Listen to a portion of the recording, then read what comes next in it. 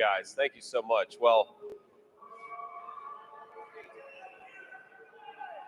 Semper Fi, guys. We got some, it sounds like we got some fans and some haters. That's okay. Listen to what I have to say here, and I'll make my pitch. I want to first say thank you to Representative Jimenez for the great introduction. It's very kind of you. Thank you for your service to our country.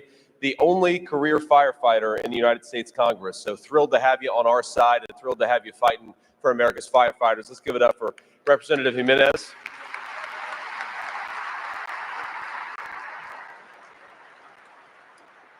Now, I also want to thank President Kelly and every single IAFF member for your warm welcome.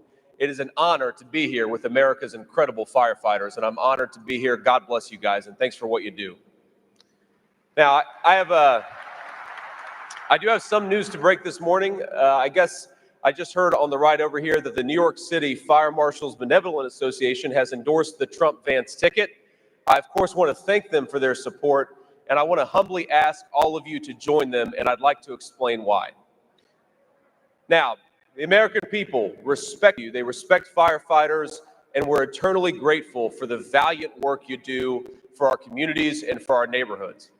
Every day, firefighters risk your lives to save homes, businesses, and the precious lives of our fellow citizens.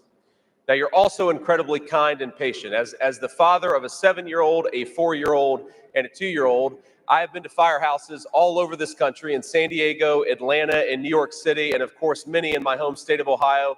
And despite the fact you guys are probably annoyed to have a few young kids drop in, you were always unfailingly kind and patient, and I'm grateful to it. It's one of the reasons we love our firefighters in this country.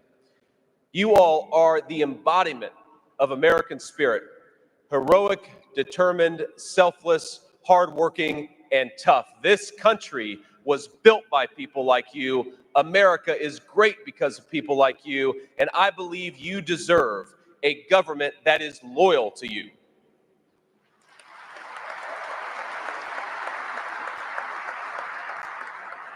Now, I know Governor Tim Walz was here yesterday, and I'm glad he was able to come.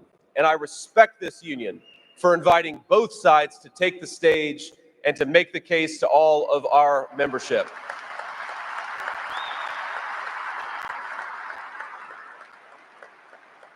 And of course, that's what democracy is about. You listen to both sides, you weigh their records, you weigh their plans, and then you vote. And so today I'm asking you to ignore the campaign rhetoric and look at the record. In 2019, this union endorsed a Democrat for president with high hopes. But sadly, I believe you've been let down. Now let's talk about the issues that affect all Americans, and then let's talk about some of the issues that affect just firefighters. But all Americans are affected by this terrible inflation crisis. And under President Trump, wages were rising, and nobody was really talking about inflation in 2020 in this country. But under the economic mismanagement of this administration, firefighters have had already strained budgets and pensions stretched to the breaking point by this affordability crisis. With President Trump at the helm, our border was secure and drug trafficking was down. And under the open border policies of this administration, America has experienced a massive increase and a massive influx of illegal aliens and deadly drugs. And I know that a lot of you are on the front lines fighting against it. Enough fentanyl has poured into this country under Kamala Harris's leadership to kill every single American, man, woman, and child. And firefighters and EMTs every single day are fighting against this crisis. I know it because I've seen you in my communities, and I admire you for it. Now, when I visit a factory or some other place of business, I always ask the workers there, are you better off than you were 4 years ago? And the answer is almost always no. Now, I want to ask the firefighters in this room a slightly different but a related question. Are you administering less Narcan today than you were 4 years ago? My guess is that for almost every person in this room, the answer is unfortunately no, and that was a policy choice of the president administration. Now, you are so often the first to respond when someone is suffering an overdose. You try to help our fellow citizens living with addiction to survive those overdoses and to be able to build a second chance at a better life. And I know, and I've seen it very personally, you tried desperately to revive parents who took something they shouldn't, all while comforting the children who were terrified that they might lose their mom or dad. I've spoken to so many firefighters and EMTs over the years who are on the front lines of this drug war, this addiction crisis. They revive people who took fentanyl, they rescue their children, and they even sometimes, as you all know, put out fires that were started by drug addicts. And one of the things they confessed to me in private, though I know you would never say this in public, is their fear that they aren't making a difference. Now, there's a hidden trauma among our firefighters. I don't think I'm telling you anything you don't know. A trauma that comes from staring death in the eye every single day and worrying that you are fighting a losing battle. And I just want you to hear it from me that I understand. But I want you to hear a story, very personal story. When I was 12, my mom was in the middle of a terrible, terrible addiction crisis herself. She struggled with it for most of my early childhood. And I remember during a particularly bad episode, I called 911. Like so many kids who have parents who struggle, I called 911. Now the firefighters, the EMTs, and the police came. They calmed her down, but as you all know, they calmed me down too. They calmed my sister down. They did that public service that only they can do. Now, years later, she took something else that she shouldn't have taken. And the firefighters and the EMTs, they saved her life and took her to the hospital where she lay in a coma before eventually waking up. And I want you to know that for us, we did get a second chance. And so if you're ever worried that you're not making a difference, listen to this from the sad and tearful 12-year-old to a 40-year-old who's now asking to be your vice president. You do make a difference. You make a difference every single day, and I thank you for it.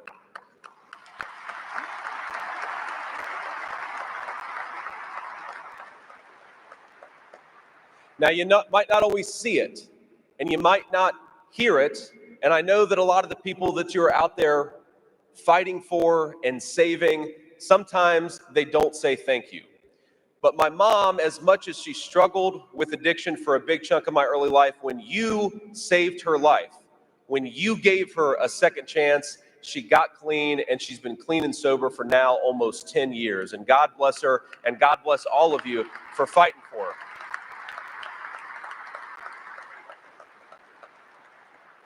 So believe it from me, believe it from a kid who's seen it with his very own eyes. You are making a difference. You are saving lives, and you are giving people an opportunity at a second chance, even if you don't see them take that opportunity every single time. God bless you guys. I love you for it, and I'm so grateful for it. We wouldn't have the second chance with my mom without probably some of the people that are sitting in this room. Now, while overwhelming America's firefighters and EMTs, Kamala Harris's open border policy, it's also depleting our budgets. New York City Mayor Eric Adams, not a fan of mine or President Trump, said that illegal immigration will destroy New York City due to the huge financial strain, which is about $12 billion over the next 3 years, and that's just in New York City. The mayor announced sweeping budget cuts that would slash $300 million from the fire department and cut the number of police officers to the lowest level since the 1990s. And it's the same story all over the United States of America. Illegal immigration cost Chicago taxpayers $361 million last year. Denver is shelling out $180 million. Washington, D.C. is paying $36 million. If we don't secure our border soon, my friends, our cities are going to have to cut vital police, fire, and emergency medical services to the bone. And it's you who's going to suffer, and it's the people you serve who are going to suffer. We shouldn't be forced to spend billions of dollars on people who aren't even supposed to be here. We should be spending that money on schools, police and fire departments, and our citizens. And under President Donald J. Trump's leadership, we will.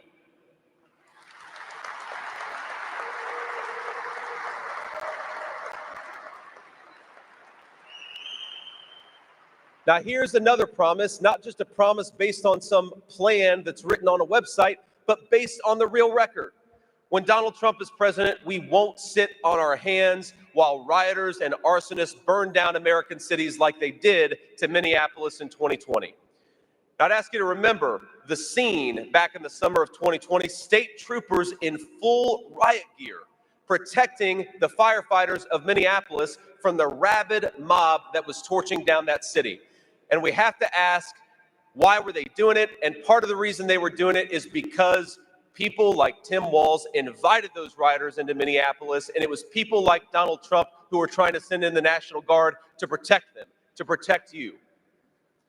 And we sure as hell will not bail out the criminals like Kamala Harris did. The criminals, many of whom were going after our firefighters as they tried to keep our cities safe and put out the fires. We're going to put criminals behind bars where they belong, and we will always stand with the courageous firefighters and the first responders who keep this country safe every single day.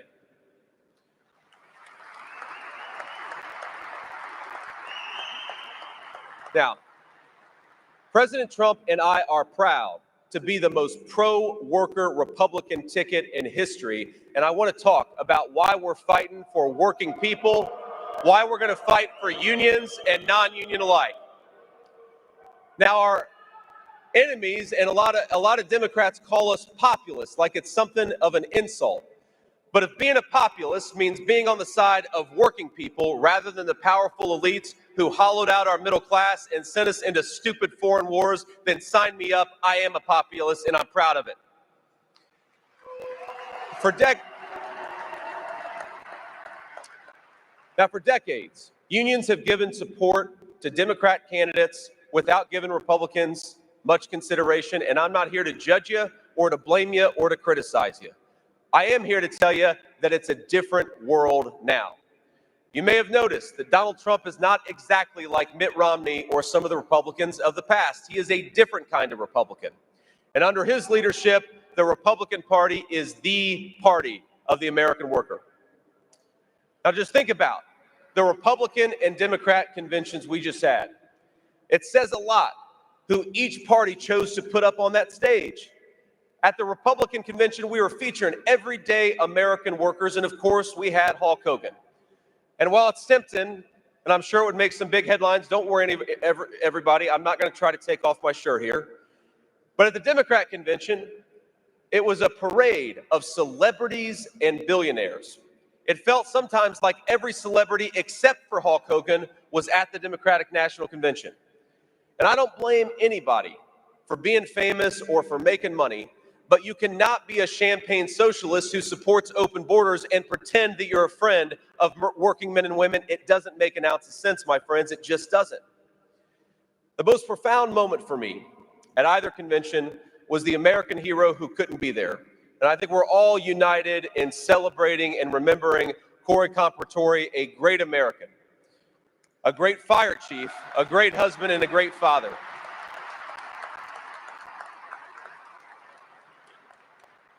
But while the assassin in Butler, Pennsylvania barely missed Donald Trump, he took the life of that great firefighter, a selfless patriot, and a respected citizen in his community. Now at the convention, President Trump stood beside Corey's helmet and gear and called for a moment of silence. And I'll tell you, there wasn't a dry eye in the arena in Milwaukee, Wisconsin. Our nation wept for Corey, just as our nation weeps for all the firefighters and the first responders who lost their lives in the service of others. Now, of course, I couldn't help but notice this wall beside me with names, I believe, 644 names. Is that right? 644 names of firefighters and emergency medical workers, proud IAFF members who have passed since your last convention. And I just want to tell you, seeing that wall breaks my heart, and it gives me a sense of renewed commitment to everything that you're doing. And I think just as it's fitting to remember the sacrifice of Corey Comparatori, we should also take a moment. Let's take a moment of silence and remember the 644 of your brothers and sisters who have passed.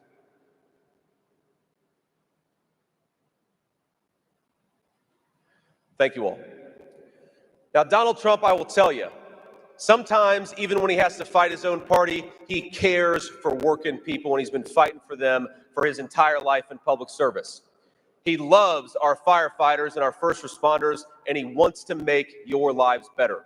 And he wants to make your service easier. It's never going to be easy, but maybe it can be a little bit easier than it is right now. And we have to be honest, my friends, the hard truth is that Kamala Harris is the latest in a long line of Democrats who come by every few years asking unions for money and promising you the moon, but often failing to deliver. But I'd ask you, after supporting Democrats for so long in this union, what has it gotten you? Over the past 70 years, union membership in this country, and this is not a good thing, but it has declined. The influence of unions has declined, and the wages of working people, union and non-union alike, have not kept up with the pace of inflation over the last 3.5 years. So I want to ask you a question that Donald Trump asked America in 2016, what the hell do you have to lose? Now, I know this is a diverse union. Some of you love President Trump and some of you clearly don't. I've heard from both sides just giving this little speech. Now, this may come as a shock to you, but once upon a time, I wasn't a Trump guy either. And trust me, the president never lets me forget it.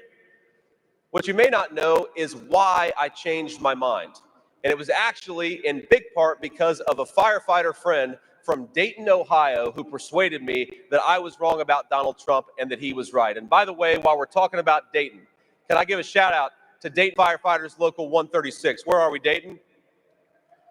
God bless you guys, and God bless you for your service in Ohio. Now, my buddy Matt, I won't give his last name because I don't want to embarrass him, but Matt was trying to convince me to trust Donald Trump in 2016. But the truth is, I didn't fully believe in the promises Trump made. I didn't believe in the promises that any politician made, and you shouldn't either. But I didn't change my mind because of Donald Trump's promises. I changed my mind because he did a good job for the American people. He created a booming economy with rising wages and virtually no inflation. He stood up to China and reinvigorated American manufacturing. He kept us out of ridiculous foreign wars. And time after time, I saw that when Donald Trump makes a promise, my friends, he keeps it. Now, just look at the promises he kept to our firefighters during his first term. He extended the AFG and SAFER authorizations to make sure firefighters got the funding they need. He signed a $100 million increase for firefighters during the midst of the pandemic. He signed legislation to improve wildfire suppression and forest management. And he signed an executive order to allow unions to create apprenticeship programs, helping you all recruit and train a new generation of firefighters. They tasked his EPA with addressing dangerous chemicals like PFAS to ensure safe firefighter gear. And I'll tell you, I share President Trump's commitment, and I speak for President Trump in saying that we are dedicated to health, to safety, and to the prosperity of our first responders, including our firefighters.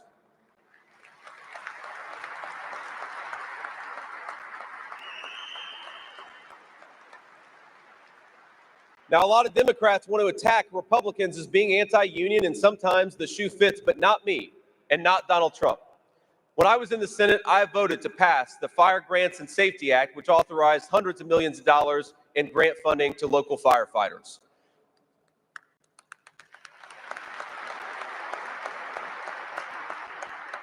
And as Vice President, I will fight to ensure you get the resources you need, especially in some fast-growing places like Phoenix and Las Vegas, where we need more firehouses, not more shelters to house illegal aliens.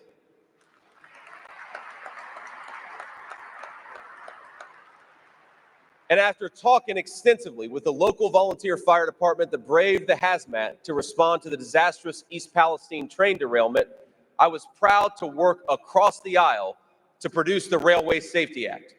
And our bipartisan bill increased funding for communities to prepare for hazardous material spills and mandated that first responders always be notified when hazardous materials are being transported on rail lines in their communities. It's just common sense. You got to tell people what you're bringing into their communities if you're bringing it in the first place.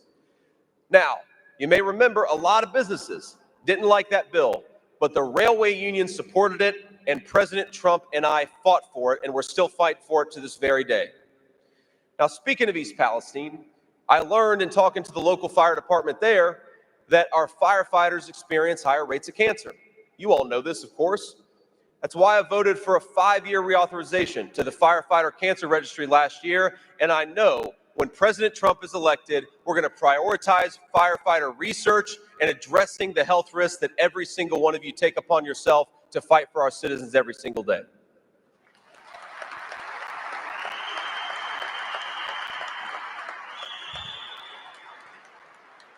Now, look, when President Trump returns to the White House, and I believe that he will, we are always going to have an open door for the membership of this organization and the leadership of this organization. And that's true whether it's this union or other unions or anybody else. We're going to have an open door for working people because we want to fight for working people every single day. We will respect your right to engage in collective bargaining.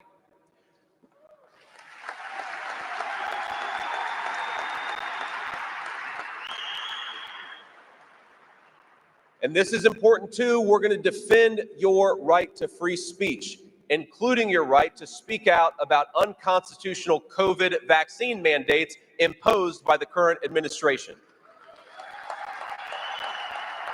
We're going to abolish every single mandate, and we're going to fight to rehire every firefighter who was wrongly terminated with all the back pay that they deserve.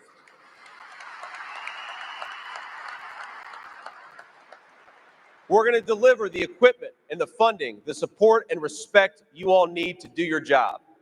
And we're going to seal that border and stop the flood of fentanyl that is poisoning our citizens and endangering each and every single one of you when you go to work. And here's another promise. We're going to protect your pensions because heroes like you deserve to retire with dignity and to enjoy the blessings of the country that you helped build and help protect.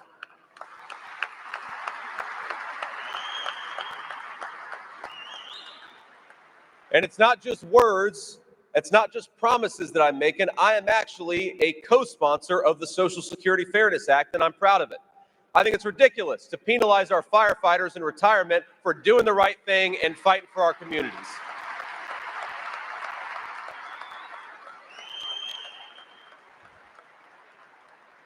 Now, look, I know you do a hard and dangerous job. You spend long hours away from your family. The work can leave physical and emotional scars, and I've seen it even in the firefighters that I know. Frankly, you don't get paid what you deserve. But you don't do it for fame and you don't do it for fortune. You do it, and I know this, because you love your communities.